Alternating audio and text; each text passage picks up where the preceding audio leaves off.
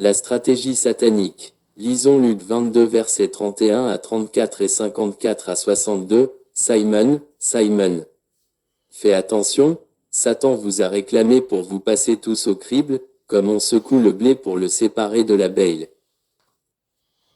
Mais moi, j'ai prié pour toi, pour que la foi ne vienne pas à te manquer.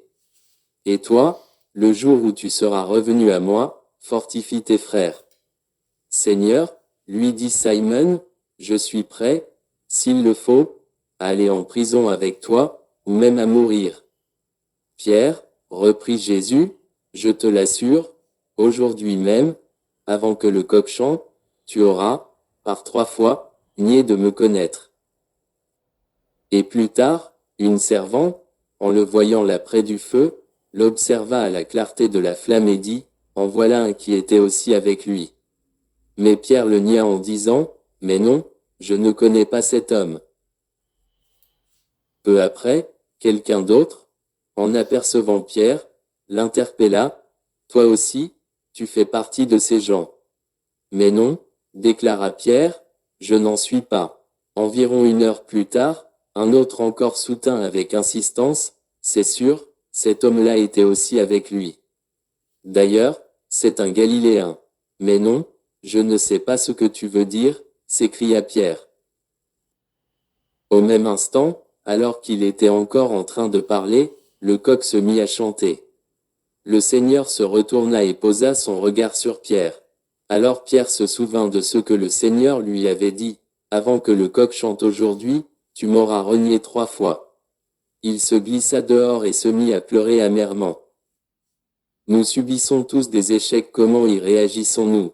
Beaucoup délaissent leur service pour sombrer dans le défaitisme. Pourtant, l'échec n'est pas une finalité, mais l'occasion de prendre un nouveau départ et de vivre de la force de Christ. Pierre connut un échec lourd de conséquences. Jésus l'a averti que Satan avait demandé la permission de le cribler comme le blé, Luc 22 verset 31, opération consistant à séparer les grains de blé des débris. L'ennemi voulait ébranler la foi de Pierre dans l'espoir qu'il se détache de Christ. Pierre croyait fermement en la promesse qu'il avait faite à Jésus. Quand tous trouveraient une occasion de chute, moi pas, Marc 14 verset 29. Cependant, Satan connaissait bien la puissance de la peur et savait que le disciple serait blessé par sa propre traîtrise. Un homme dont la fierté est en lambeaux ne peut que remettre son utilité en question. Satan passe les croyants au crible pour les blesser si profondément qu'ils en deviennent inutiles. Il veut que nous nous éloignions de l'œuvre du royaume. C'est pourquoi il attaque nos forces, les domaines dans lesquels nous nous croyons invincibles ou bien protégés. Parfois, il réussit à nous décevoir et à nous démoraliser, mais nous n'avons pas à demeurer dans cet état. Si nous le voulons, Dieu peut utiliser notre échec pour effectuer un nettoyage spirituel.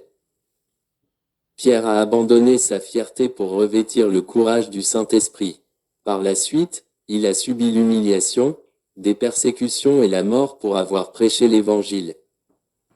Son échec a été l'élément catalyseur qui a engendré une plus grande foi et une véritable attitude de service.